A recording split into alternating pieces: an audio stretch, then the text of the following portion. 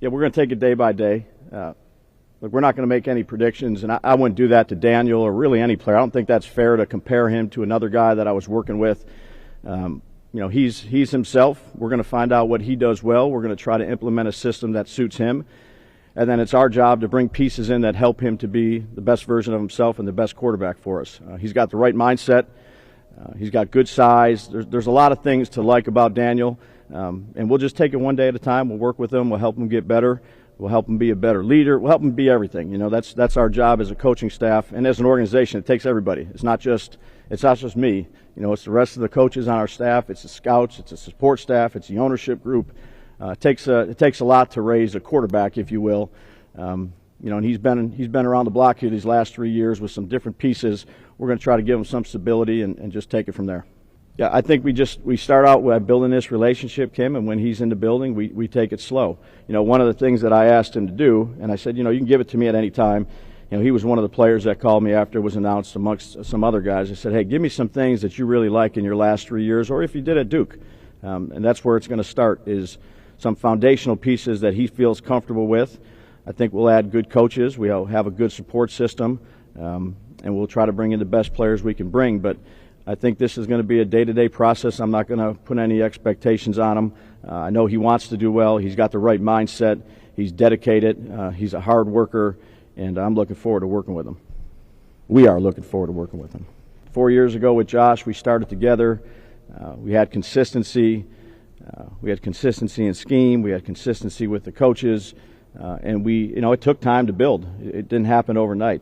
I wouldn't do that to Daniel or really any other player. I think that's unfair. I want to get to really know Daniel first and see what makes him tick, and then we'll take it one day at a time. I know he's really willing, but to compare where Josh is or Daniel, I don't think that's fair to do to either one of those guys. We're just going to try to do things the right way.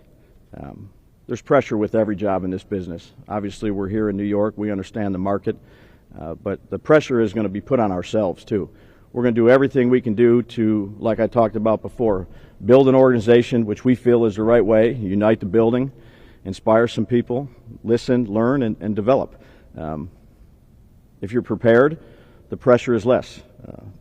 So we're going to do everything we can do to try to put together a good product on and off the field. Well, first of all, I got to meet him, and he was another one of the players that reached out and called. He was with one of my former players the other night, Gabe Davis.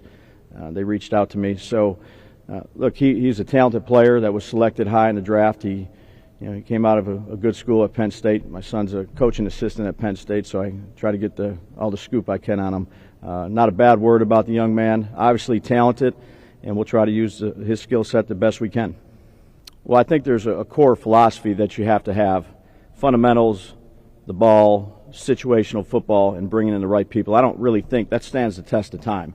The schemes, those are different.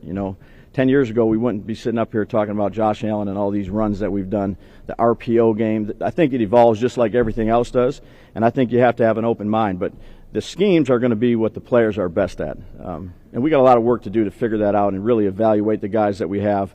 So time will tell. We'll figure it out. I just think build relationships, work together. Again, the type of people we're going to bring in, coaching staff, support staff, Joe, it's a collaborative effort.